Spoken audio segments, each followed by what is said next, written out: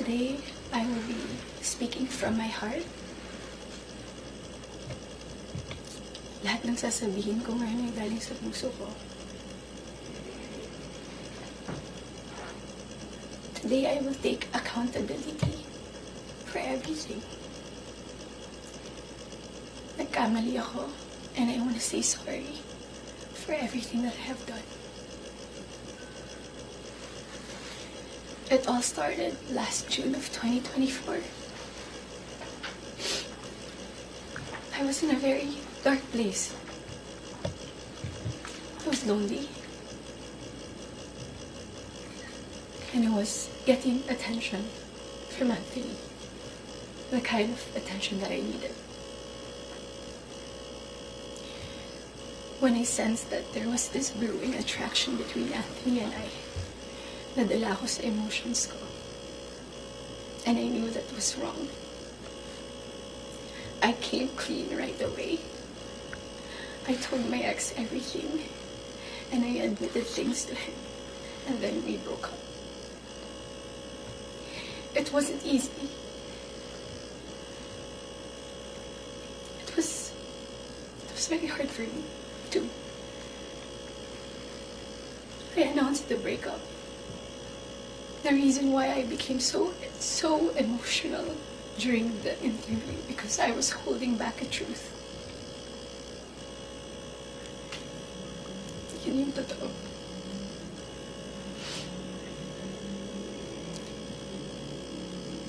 I wasn't really able to simmer down. I wasn't able to reflect on what had happened. I was working every day for days straight, weeks straight, months straight. Bago nagsimula yung mga daming trabaho namin, I told Anthony that I broke up with my ex. And he also said the same thing.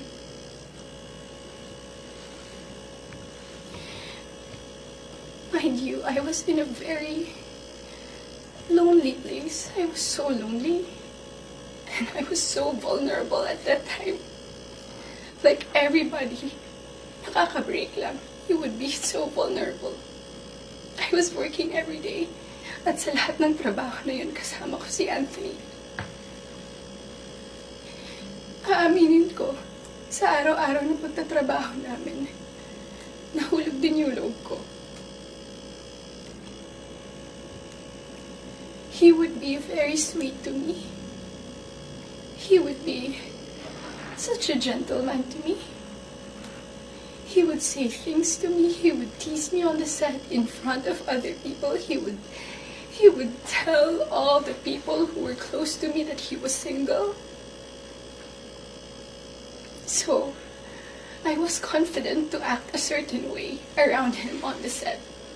Because in the eyes of the people there, we were both single.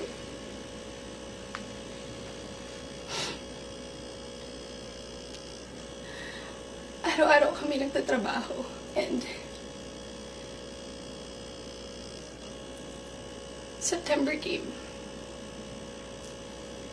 We went to Italy for our shoot sa teleserye namin na Incognito.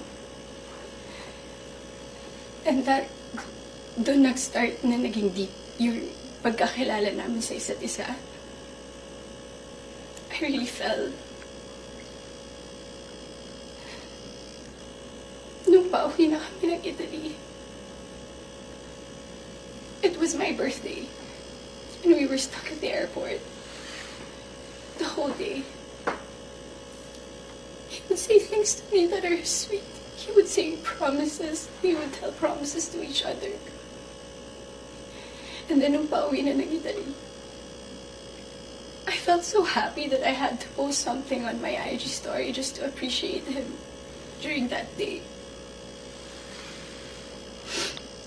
And then pagka-uwi ko, I think that the next 2 days, I saw a post or reposts ni Jam on TikTok.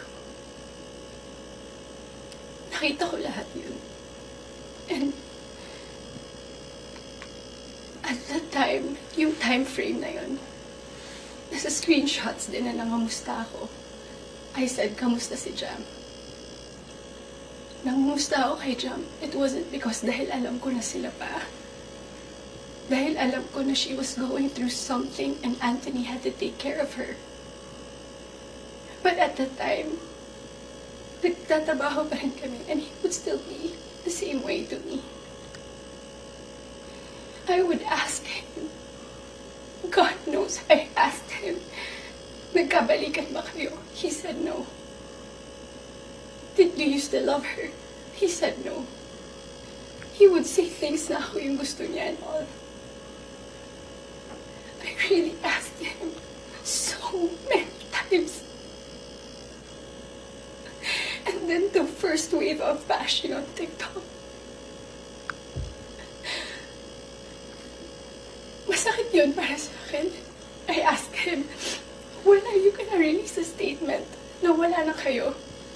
When? Because in the eyes of the public, you are taken. But I know that you're not. And you would be very sweet to me. When are you gonna release a statement? He would tell me he was waiting for the right moment. I didn't want to be pushy. I didn't want to aggravate things. So I waited and kept quiet because it wasn't my story to tell anyway. I kept quiet. October passed. We were working still every day. And then Halloween. It was the very first night we went out na medyo sweet kami sa isa't isa. The next day, Cham posted on her Instagram story. There were no names mentioned. There were no names, but people were insinuating that it was Anthony and I. So the waves of bashing came again. I asked him again, when are you gonna release a statement? God knows how many times I begged for a statement. I begged him to fix this because I was so tired of getting bashed. He said, wait, he's waiting for the right moment. I waited. I still kept quiet. I really wanted to speak up. But it wasn't my story and I would look really pathetic. Days went by. The press con of Incognito happened. He released a statement. To me, it was too late because at that time, I was slowly distancing myself from him romantically. The infatuation and the attraction died. But thank you for the statement. I thought everything was in the clear. I thought everything was gonna be okay. Ilang days nung lumipas. The screenshots. When I read it, it was 10 p.m. on a Tuesday night.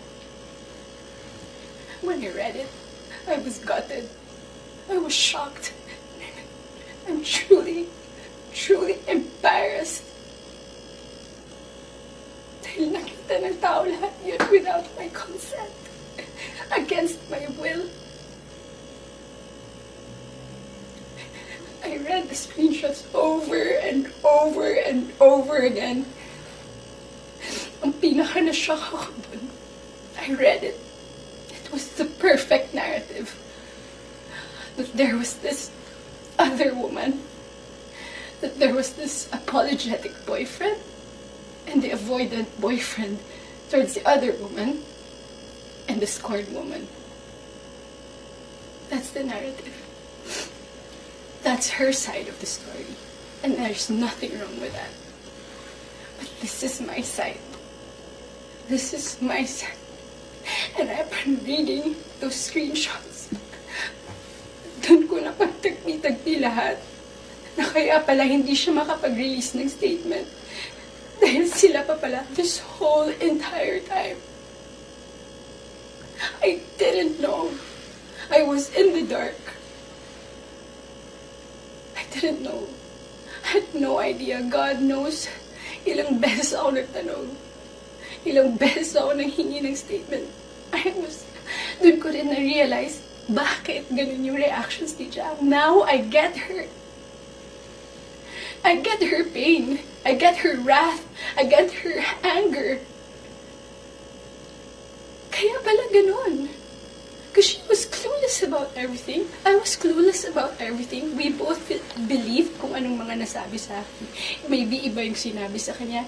And I can attest that iba yung sinasabi sa akin. That's my side of the story. I have so many things to say.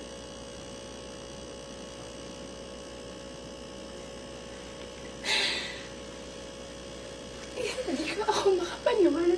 Papahiya pala ako ganito sa buhay ko.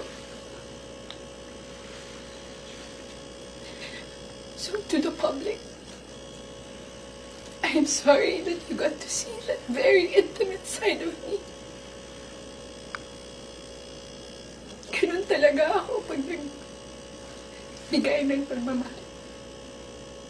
It was supposed to be private. It was supposed to be a private, intimate thing. I'm sad. I'm sad na nakita yun ng tao. And yes, I don't want to play the victim here. Nagkamali din talaga ako. And I want to say sorry to those people I have hurt. I reached out to Jam last November. I did not get a reply. I think that was last November. Because I wanted to know what's up. So, I'm sorry. Most especially, I'm very sorry. I'm truly sorry to those people who supported me for 10 years. Alam nila lahat na ginapang ko yung career ko. Mapunta lang sa kung saan ko gusto. Ginawa ko lahat. Pinaghirapan ko lahat sa tulong nila. Nagagawa ko yung mga gusto. I don't know where I'm gonna go. I don't know saan ako papunta. Yung dignidad ko, hindi ko na mahanap. Whenever I go out, whenever I walk, I feel like I'm a naked woman walking. Hindi ko alam anong gagawin ko. I'm so embarrassed. And I'm sorry that you get to see that.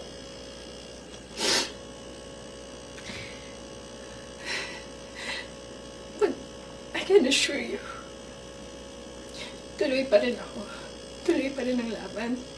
Magtatrabaho pa rin ako kahit mahirap. Hindi pa rin namamatay yung apoy sa puso ko. I'm still looking for that little girl inside of me. It's hard to look for her now, but someday I get to find her and I will be able to hold my shadows. What you saw was not a perfect human. I'm far, far from being perfect. What you saw was a human being. I'm just a human being.